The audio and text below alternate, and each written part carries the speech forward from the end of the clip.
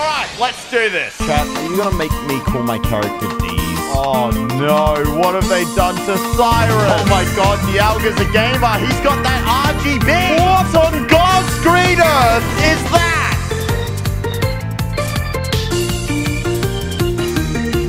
Once again, I was to stream an entire playthrough over on my Twitch. Compress it down into one video and hope, dear God, I don't get classed as legally insane from sleep deprivation. Now, the game Brilliant Diamond actually has a special place in my heart, as Pokemon Pearl was the first ever game that I played, which is a bit odd because I chose the Diamond remaster. Though, without further ado, let's do this. To start off our game, we had to chat to old mate Professor Rowan, who introduces us to the wonderful world of Pokemon, and then proceeds to throw one right in our face without our consent. After that morally interesting scenario, we were to choose what would best represent us as a person. And, looking at me, I went with the blue-haired dude. Next, we needed a name. I'll probably just go with Alpa. If you don't know what Deez is, just ask the comment section. I'm sure they'll be happy. Speaking of terrible names, for some strange reason, I allowed my chat to decide my rival/best friend's name. Now, in the anime and in the lore, his name is Barry. But since this is my Twitch chat, allow me to introduce you to Mike Hunt. Yes, Rowan, that is a fine name indeed. Off we went into the wonderful world of Pokemon. Not before our mum wants to stop us and give us direction to the plot. She tells us to go see Mike whilst also sounding like she's from Alabama. So as our mum told us, we quite literally bumped into Mike and informs us to go to the lake. And if we don't, we shall be fined $1 million. So off we went, and apparently we cannot be late because the second we leave town, Mike is waiting for us. When we enter the lake, there are two new characters waiting for us there. Professor Rowan, this region's Pokemon professor, and a female. They were talking about something Pokemon. I didn't really care, and neither did they because they were that bored, they left their briefcase behind. So like the criminals we went to see and 100% take whatever is inside. I mean, I have to pay off my $1 million debt somehow. Though our luck was about to run out as the bird police caught us red-handed and weren't too happy. So instead of using the briefcase as a weapon to defend off the bird, we checked what was inside and there were 3 Pokeballs. Our choice was Piplup, a water-type penguin, which we used against the bird Pokemon known as Starly, and within 2 turns, the wild Starly was brutally murdered and will be never seen again. After our battle, a female came back and realized she left behind that briefcase. We then met up with the Pokemon professor who owned them originally and kind of just went like, yeah, whatever, take them, I guess. So with such an eventful few minutes, I had to tell my mother what occurred, as chronologically, I am 10 years old in this game. She was so impressed that I stole a Pokemon and got away with it that she gave me some brand new kicks. So off we went to Route 201 and began our journey till we got to the next town. We trained up our Piplup along the way to the next town. We reached level 6 and learnt a new move called Water Gun. Upon entering the next town, we met the professor and he says, and I quote, Pokemon seems to be rather happy. So apparently Piplup has developed Stockholm Syndrome. Upon gaining ownership to this Pokemon, we had to give it a name. Since our character's name is Deez, I think you already know what we're going to be calling our Piplup. Oh, I guess everything does come with a price. As if we were going to own this Pokemon, we will have to do a special something for Rowan, and that was to record all data about Pokemon in this region. By the way, as a little information dump, the region that we now inhabit is called Sinnoh. So to complete Rowan's mission, we obtained the Pokedex. Female standing next to Rowan named Dawn was like, okay, it's my turn to be useful, and showed us the basic mechanics of this game. Poke Center with the red roof is where you can heal your Pokemon, the blue roof is where you can buy shit, and the grass is where you encounter Pokemon and potentially catch them. Again, the in-game tutorial is still not cinema. Let me just give you the TLDR. You gotta hurt them a bit, and then you throw a ball, and if you're lucky, you'll own it. With all the hand-holding out of the way, it was time for us to begin our true journey. We started off by catching this rat thing called Shinx. Unfortunately for us, we killed it first time we encountered it. Luckily, the literal next Pokemon that we encountered was another Shinx. We threw a Pokeball, and we caught the Shinx. But of course, we had to give it a name. A unique name. A name that shall echo throughout the ages. Continuing the journey throughout the route, we met up with our first trainer, a young man who goes by the name of Tristan. Tristan is no longer in this world. We went through the rest of the route and ended up with Nuts being at level 9 and Nuts being at level 6. We also managed to find our first ground item, that being a potion. Finally cleared the route and entered the city of Jubilife, or what I like to call it, Jubilife. Upon entering the city, we met up with Dawn, who told us to go to the trainer school and learn about type matchups, yada yada yada. I mean, I already knew the type matchups, but I just wanted to train my Pokemon. After the training school, we interrupted a man who said he'll give us something called a Poketech if we found clowns. So And with that, we found every clown and obtained the Poketech. We never used it again the entire playthrough. What a great use of time. With that, we head north of Jubilife. We continued so far north that we entered a cave with rocks blocking our path. So obviously this was not the way to go quite yet. When we went back, the way we were actually supposed to go was towards the right side of Jubilife. We were then stopped by old mate Mike, who challenged us to our very first rival battle. And to put it simply, we absolutely ruined this whole man's team. Mike Hunt did not stand a chance against my nuts. With him defeated, he told us about the gyms. Gyms in the Pokemon games is one of its main progression systems. There are 8 total gyms in Pokemon, and when defeated, you get to challenge the champion. So our first goal was to defeat, well, the first gym leader. So off we went and continued towards the right side through a cave, beat up some trainers, and entered the city of Oreburgh. We headed over to the gym, and of course, the gym leader wasn't there. According to Old Mate, he's actually down in the mines, which is south of Oreburgh. But do not fret, dear viewer, as we found the gym leader in no time. But right before I even considered fighting the gym leader, I thought I might as well add a new Pokemon to our team. So I caught Starly. Alpha, we talked about this. There is only Nuts. There is no normal name! After catching Nuts, we did a tad more training to make us fully prepared for the first gym leader. First gym specialized in rock types, so obviously our water type Nuts had a significant advantage over the gym leader's entire team. At this point, I should have called my Nuts the Sweeper because he cleaned up. I guess the name Nuts is totally fine. There's nothing wrong with it. After the battle, we made our way back to Jubilife, where we encountered a few blue hair bowl cut nerds known as Team Galactic, who appeared to want to steal all of the professor's research findings, so obviously we had to put a stop to them. I mean, what extensive pieces of research did the professor own? Now, I want to say the Team Galactic theme from Pokemon Pearl and Diamond is phenomenal. You see, I'm playing the normal version in the background right now, and not gonna lie, it's pretty goddamn good. Now I shall play the remastered version. Look at how they've butchered my boy. Me being a petty little bitch aside, we did completely wipe the floor with them, even though Dawn was as useful as a cactus in a condom factory. But on the even brighter side, our Nuts was evolving into Prunuts, or just Nuts for short. But on the even brighter side, Nuts was also evolving into Nutsio. I just realized this point in the script that I'm gonna have to come up with Nuts-related puns for all the Pokemon that we obtain. Let's keep going! We were then encountered by a lady named Bebe, who talked about ball capsules and customizing them, which is actually a brand new feature that I did not use at all. So onwards and upwards we went. Thanks to us beating the first gym leader, we were then able to use the HM, also known as Hidden Ability, Rock Smash, which allows us to smash these brown colored rocks to get through the cave and explore more of the Sinnoh region. We exited the very, very tiny cave and continued onto Route 204. Along this route, we battled a few trainers and then entered the town of Floraroma, which was like, oh my god, totally pretty. Like, Stacy, look at these flowers. We chatted to this old couple who said if I had played one of the Let's Go games and Sword and Shield, and they'll give us not only Jirachi, but Mew as well, which Mew actually happens to be my favorite Pokemon. And of course, we named them accordingly. Now, since we didn't want Nuts to be in our party, we decided to place Nuts in my PC storage box. Our PC system was named Bebe's PC, which inside the PC had a bunch of different boxes which you could use to store your Pokemon. Meaning that we placed our Nuts inside Bebe's box.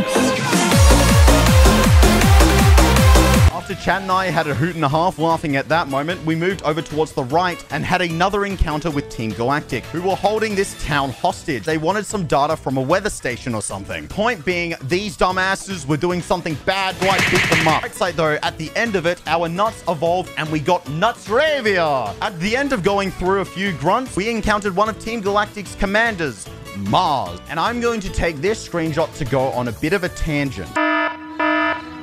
Nintendo, if you want to make something menacing, don't make them have no nose. And also, smiling, I'm not scared by her. I want to give her a hug. After defeating her, we continued our journey throughout Route 205, and we reached the entrance of Eternia Forest. Now, for the next something minutes, the footage displaying on stream will be stream footage, because my dumbass corrupted 7 hours of footage. So you're gonna have to look at this idiot's face for a bit. Ew, am I right?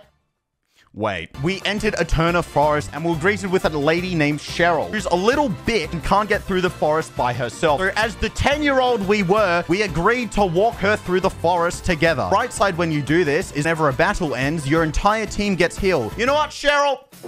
You ain't too shabby. After about 20 minutes of double battles, we had finally made it outside the forest and encountered a man who only had Magikarp, and we headed over to the next city. Welcome, ladies and gentlemen, to the city of Eternia. We then proceeded to challenge the gym leader here, who specialized in grass-type Pokemon. Though compared to the legit straight line we had to walk in the first gym, the second one had a little mechanic of us trying to find the gym leader. I'm talking to literally everyone. Thanks, Pokemon, for trying to get me to socialize with people. So I guess if there was a silver lining, it would be all these characters were goddamn MILFs. We had then finally reached the gym leader, Gardenia. Rose raided my pussy because we almost lost. But thanks to my nuts, we clutched up and claimed victory and then earned our second badge. With our second gym badge obtained, we were then able to destroy these little tree thingos, which led us to go defeat the Bowl Cut boys yet again. These nerds had invaded the town and I didn't really pay attention, but it was up to us to put a stop to them. We climbed the tower that they took over, beating grunt after grunt after grunt after grunt after grunt after grunt. Oh, look, you're new! At the end of all the grunts, there was another commander who went by the name of Jupiter. I'm sensing a theme here, but I can't quite put my finger on it. With her defeated, they all pulled a dad on us, and we were then left with an old man who told us we'd get a free bike for saving him and his Pokemon. Obviously, I chose the red bike because, as everybody knows, red makes things go faster. You know, speaking of old men, there was another. This man gave us an underground exploration kit, which if you did play the original, they do have the same mechanics and features, but just way more. So when you're down in the underground, you enter these massive spaces, just have Pokemon roaming around. Unlike the wild grass, you can choose the encounter of the Pokemon, lest they aggressively chase you down. Whilst we're down there, we're hunting for a certain type of Pokemon and also doing some training on the side. The Pokemon in question, you may ask, is Togenuts. With all that completed, we were finally able to leave the city of Eternia, and so we headed south along a bike path, which would also had a cave underneath. But that we'll get back to much later. We then encountered Voldemort with blue hair, who starts speaking about things which aren't really foreshadowing at all. Bit of a side note, but we tried to fix them on stream because, girl, your nose is whack. Like the previous cave, this one was quite small, and we kept exploring it until we encountered a brand new city known as Hearthome City, which is home to the 5th gym leader.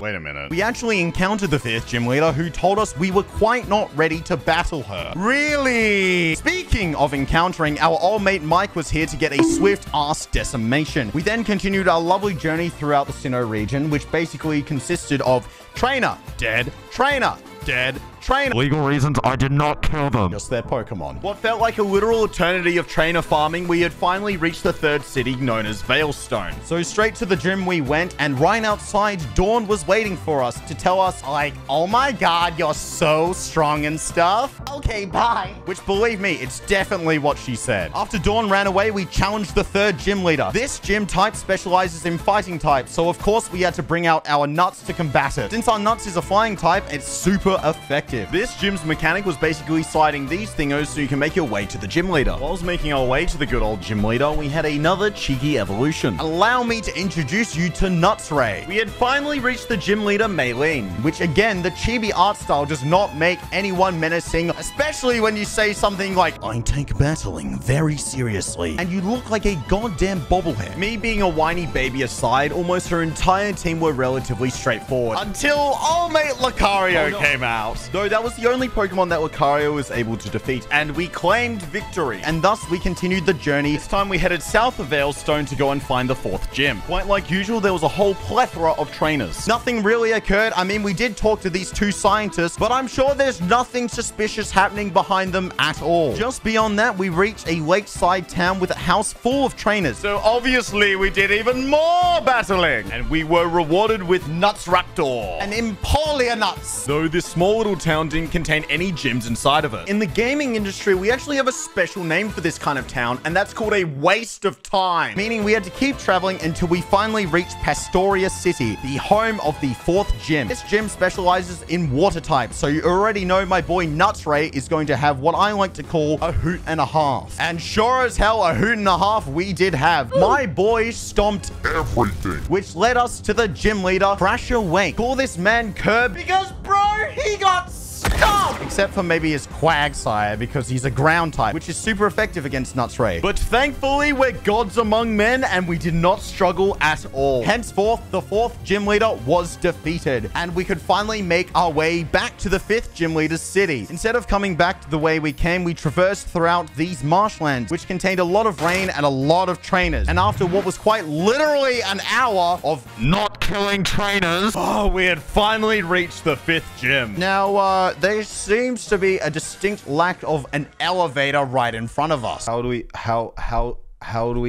get inside? Turns out Team Galactic were causing some form of kerfuffle at Veilstone City, so we had to go Put them down. I mean, stop them. Of course, the kerfuffling didn't stop there, as there was another grunt at Pastoria City. He was staring very intently at a tree. So being the bootleg policeman that I was, I told him off. Also, just a thought, where is the law enforcement? Anyway, back to part-time adventures of the 11-year-old cop. Right as the Galactic grunt left, old mate Mike showed up to inconvenience us a little more. Like, dude, there is a crime being committed and you want to Pokemon battle? We destroyed him, obviously, if you're really curious how the fight went. With Mr. Annoyance dealt with, we continued our Team Galactic investigation. We kept chasing the same grunt down, and I was like, Hey, dude, guess what my name is? I'm not guessing. My name is Deez. I don't care. Okay, why is your name Deez? D's nuts. Alright, that's it. I'm killing you. Oh, in fact, he did not kill us. Remember those 2 scientists that were blocking an entrance to a place? Yeah, still not important yet. Though what is important is we do encounter the champion. Gives us the grand task to go visit her grandma. A silver lining, we actually gained the power of the grandparents, as when we talk to someone for too long, they get so bored, they disappear. Here, watch this. I'll use it on the Psyduck. Ah, have you, You got just a got girlfriend skin yet? on those Staying in bones. school? Let me You cook you eating something well? going. Psyducks are known to suffer from chronic headaches. Well, if they didn't before, they certainly do now. Behind the Psynox, there was a new route that we could explore before visiting the champion's grandma. Lucky for us, the entire route was covered in mist, so I actually had to look like a grandma using an iPad to traverse this terrain. Though, if you can see on the bright side, Nuts evolved into Nutsatic. We had finally reached the town that the champion's grandma lived in, and guess who was waiting for us? I'll give you a hint. The name starts with G and ends with K. After their defeat, we entered the ruins that were in the town and were given a slight bit of backstory. Basically, the pixie arseholes didn't like the literal founders of space-time, so they gave them the middle finger and called it a day. Oh yeah, and we got the HM Surf, which allows us to traverse over water, so that's cool, I guess. Oh yeah, and Shittermort also showed up, who gave us his actual name, that being Cyrus. So after all that, maybe finally we'll be able to battle the 5th gym leader. 5th gym specializes in ghost type. This gym's puzzle mechanic is asking you questions about the Pokemon universe, and I would purposely get them wrong so I could train up my Pokemon. Not because I have like a monkey brain or anything. But eventually we met with the leader Fantina, who greets us with, oh, which is what she'll be screaming when I beat her in a Pokemon battle. Get your mind out of the gutter. As they say, history repeats itself because yet again we decimated the gym leader, and we're now on to go and challenge the 6th gym leader. Before that, Cynthia met us outside the gym and rambles on about how Team Galactic wants to destroy the universe and create a new one using the Pokemon that controls space-time. Cynthia, dude, I'm 11. I don't even know what taxes are. With all mates ramblings over, we fast travel back to Jubilee. Oh yeah, just a heads up, we can fast travel now. Whoops. And now, since we can traverse through water, we can now go towards the left side of Jubilife City and head towards the 6th gym leader city, also known as the lovely land of Canalave City, which is a cute little portside town. And look who had to ruin it. After that little inconvenience, instead of heading to the gym, we headed on a boat and we traveled to Iron Island, which is just an island with a cave on it. Now, there are 3 reasons why we went to this cave. The first reason for us going there was to train up our Pokemon a bit more. But the second reason being we can meet up with a guy named Riley, who at the end of our little duo adventure gives us a Riolu egg, which can evolve into a Lucario down the road. The third and final reason is to obtain a shiny stone so we can finally evolve Nutsatic into the one and only Nutsakiss. Man, these names are really getting out of hand. With that little side mission out of the way, we finally challenged the 6th gym. This time it specializes in steel type. The layout of the gym also had elevators like the previous one, but they really escalated it to the next level. And right up, trainers, and have a go at the wacky elevator maze. Go up, go down, go left, go right. You'll never know where you end. Wait, are you telling me you've already made it? Ah, well, the gym leader's strong enough. You surely won't be able... Oh, well, this. We're censoring now? Yeah, I'm out of here. Since we beat the 6th gym leader, we were finally able to use the HM known as Strength. This lets us move silver-like boulders that have been placed around the map. And what's so important about that, there is a hidden cave underneath the bike path right outside the 2nd gym leader's town. Now, in the originals, you could enter this cave without Strength and catch a Pokemon called Gible. Since this Pokemon's final evolution is apparently has the base stats of a legendary or something, so you now have to wait till after the 6th gym is defeated to actually catch it. Introducing our 5th member to the team, Nuts. Listen, this little fella doesn't earn his shitty name until after he evolves. So he gets to swear and I don't? Wow, that is so typical. You know, you try to climb the corpse.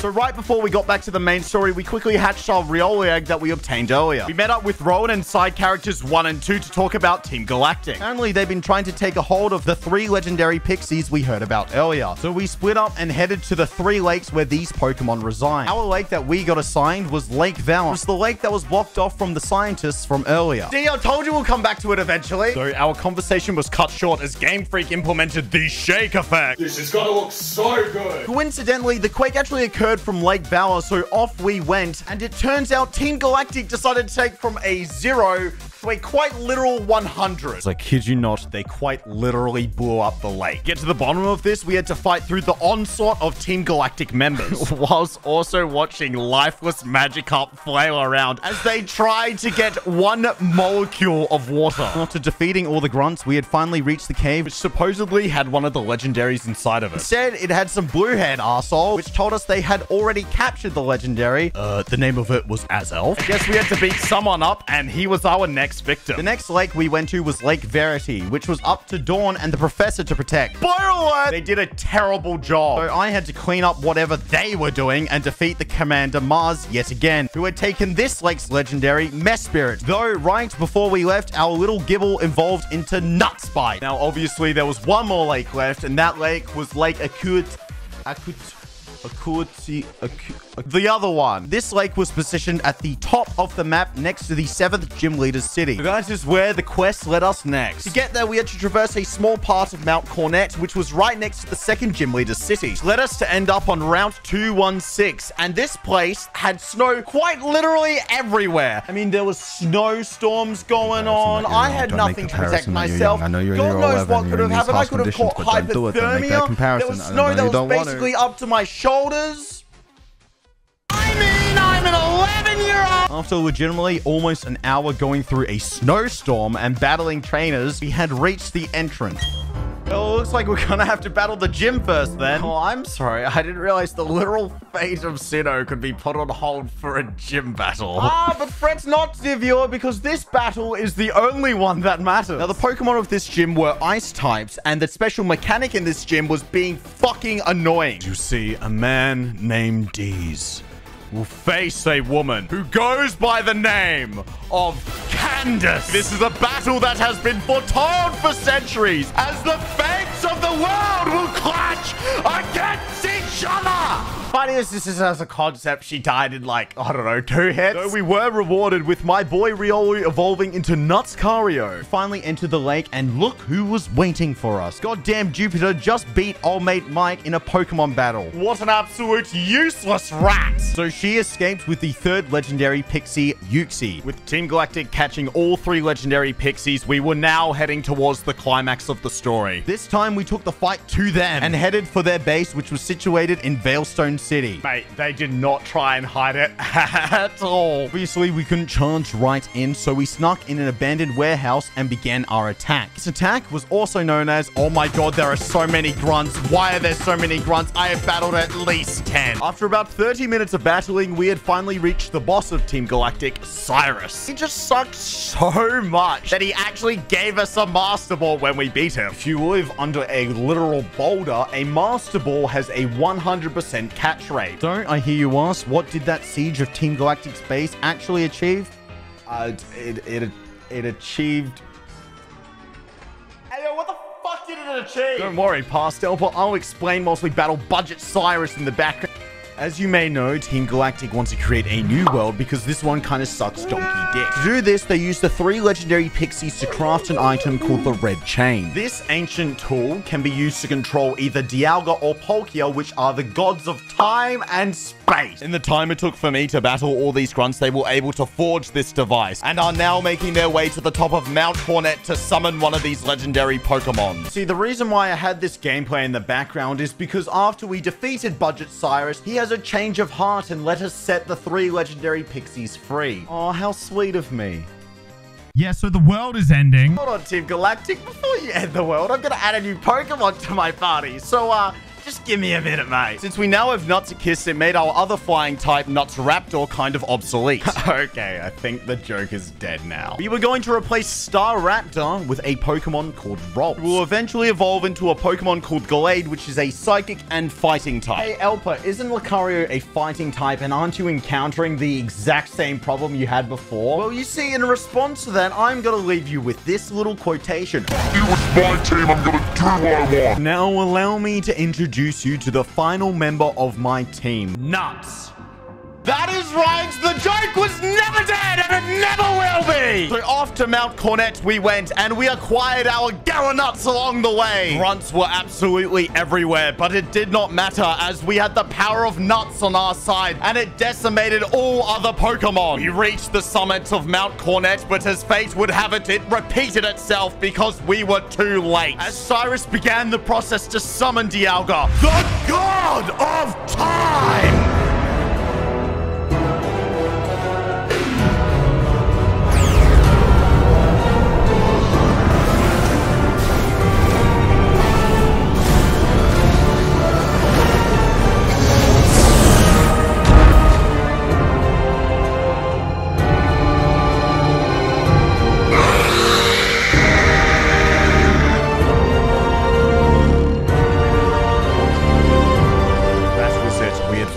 Lost. Dialga's power surged all throughout Sinnoh as he muttered those ancient words. Gargle-yargle-gulgaba? Then again, there was a strain of hope, as if we could break that red chain, it would stop Team Galactic's hold over Dialga. We advanced to put a stop to them as we had no other option, though Team Galactic weren't going to give up so easily by having both commanders attack at the same time. Luckily, I also had a trick up my sleeve. Not only did I have my nuts, but I also have my cunt! So as the name dictates, he just sat there and did nothing. Then all was left was Cyrus, who, like Doctor Strange, his control over Dialga, his power of time, his greatest weapon was never used, which led to his defeat not only in battle, as karma dictates, once you harm someone, they will find a way to harm you back.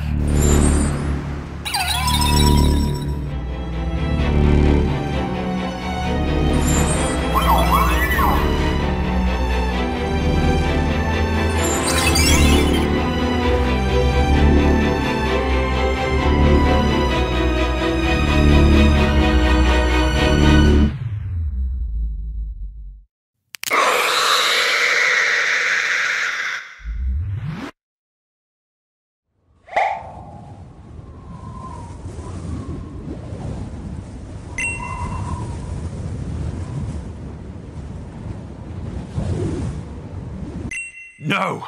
Stop it! Stop it! Stop! What have you done? Cyrus, as a man who has tried to achieve a foolish goal, no matter the cost, you block out all rationality. Please just give in. Let us help you. Let us make that world you truly desire, but without the need to sacrifice millions of lives. My eyes have never been clearer. You are the problem. I was this close to achieving the perfect world. One where all would be peaceful. Where I can finally rest. But don't you see? By taking away the will of others, by taking millions of lives of people and Pokemon, you have undermined your own goal, your own dream. No, you're wrong. Those gym leaders are wrong. Cynthia is wrong. All of you are wrong. I have seen it. That is the only way. Please let me help humanity. Let me fix this world's impurities. I placed out my hand out of the sheer kindness of my heart. Even I, an 11-year-old child, can see you have strayed away from your true path. You know, it's kind of funny. As a boy who was cursed with the name of Deez, whose name was literally the butt of some joke, I can still see the good in this world, in the people and the Pokemon, the relationships that can blossom, the bonds that can be forged. I have demonstrated this bond through my Pokemon named Nuts, but not just the one that was given to me, but to every single one of them. Unlike my terrible, crappy, divine creator, I did not name them for some joke. I named them if we were equal, and together we took down Team Galactic's evil tyranny. Your evil tyranny. I am not evil. I didn't want to be evil. I just wanted to make life better. I just wanted to help. The disappearance of Cyrus left us facing a god of time. A standstill took place as it was nor aggressive or passive, but as if it was waiting for someone who was finally worthy enough, not only to challenge it, to capture it, to wield it. As Cyrus had left the field, there was no one else remaining. No one else remaining except for me. After that, Team Galactic was nothing but a footnote, lost to time. Dude, imagine if I picked Pokemon Pearl, I'd have to say something like, lost to space. It doesn't have the same ring to it. Yet the game is not over. We may have beaten the threat, but alas, there is still one more challenge that awaits us. We gotta become champion of Sinnoh, and of course, get our final gym badge. Obviously, we're gonna have to get the final gym badge first. And so off we went, setting our sights on the final gym. Wait a minute, surely those late Guardians didn't go back to the exact same places, right?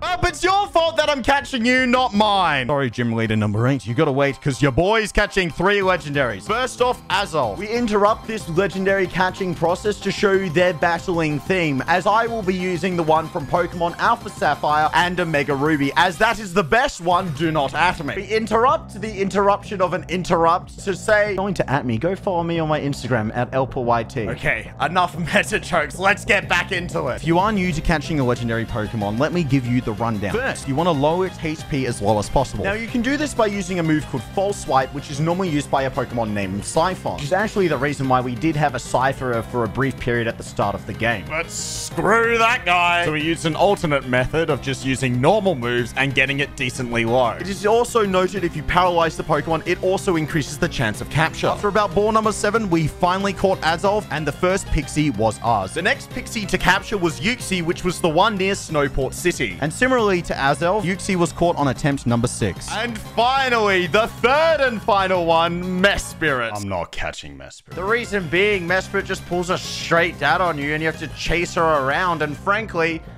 I don't want to do that. Heading back on track, we're now heading to the final city and the final gym. We are welcomed to the city of Sunyshore by a man with a ginger afro who tells us the gym leader of the city is not at the gym. Wow, Pokemon, what a unique concept. How'd you come up with that one? This time, he's sad because everyone else sucks at Pokemon battling, so he doesn't want to battle anyone anymore. Imagine saying that to someone who has the literal god of time in their pocket. So yeah, we find him at the lighthouse, and somehow...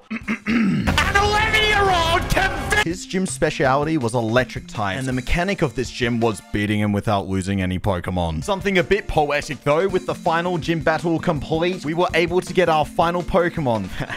Being Nutshot. That is it, ladies and gentlemen. All 8 gyms have been defeated, and now all is left is the champion and the Elite Four, and I guess Victory Road. And why not even like Route 223? So let's do it! Alright, listen up team, here's the plan. We enter Route 223 and talk to an Easter egg who gives us the HM, forget this, waterfall. Yes, Nut, you're completely right. That is the HM that lets us traverse waterfalls. Now, of course, we're going to need this ability if we want to traverse through Victory Road. A cave-like labyrinth that is filled to the brim with really strong trainers. So I'm going to need you Nuts, and you Nuts to carry Nuts and Nuts over here because they're not as strong as you guys. They probably won't be as strong for the champion as well, but we will forget about that. Once we're through Victory Road, we'll see a giant-like structure which houses the Elite Four. These 4 trainers are amongst the strongest of trainers of all of Sinnoh. Quite similar to gym leaders, except you have to battle them all in a row. What you bring in there is what you can use. That is it. No Poke Center, no nothing. Oh yeah, they're about the same level and they'll use full restores. So the battle is going to be rough. Once we get through that, all is left is the champion. So that's the plan. Oh my, yeah, we do battle him actually, but he's more forgettable than Starner. So say it with me, ladies and gentlemen. Who's ready to beat the champion? Nuts, what is it now? Wait, are you saying we've already done all this and we're up to the champion? That's not even possible. We're not even up to the Elite Four.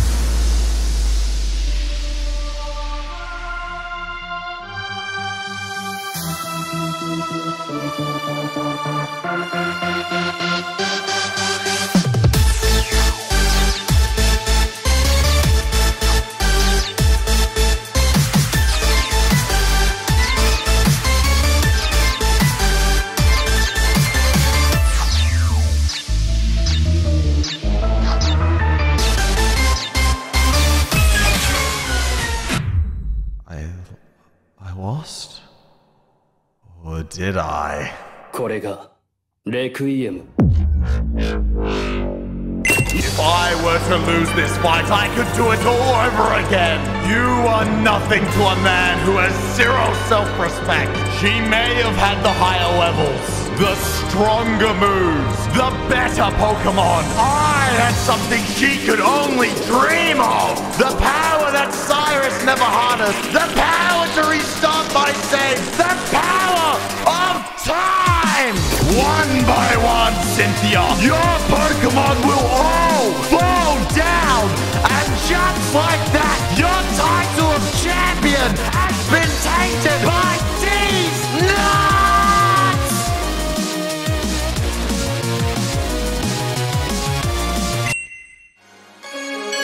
Wow, what a ride! Thank you so much for getting to the end of this video. I kind of put a bit too much of my heart and soul into it, so if you did actually get to the end, I really do appreciate it. Also, let me know about that voice acting bit. It was the first time, if you couldn't tell, I tried voice acting. So let me know honestly what you thought down in the comments. Also, please go check out the artist in the description. She is so incredibly talented. She deserves so much more recognition. So check her out and commission her some pieces. Now on to the next entire playthrough video. We're going to be streaming over on Twitch again. We're going to be doing hardcore Minecraft. And when I mean hardcore Minecraft, I mean all the achievements in hardcore Minecraft. So yeah, if you want to watch that unfold live, go follow me. Also join the Discord so you get actually notified if I stream, because all platforms hate me. And yeah, that's basically it. If you want to follow my other socials, again, links in the description. Please do leave a like, and if you really do like my content, subscribe, because I actually have a video coming out within a week, not like 5 months away. Oh my god, that's crazy. Anyway,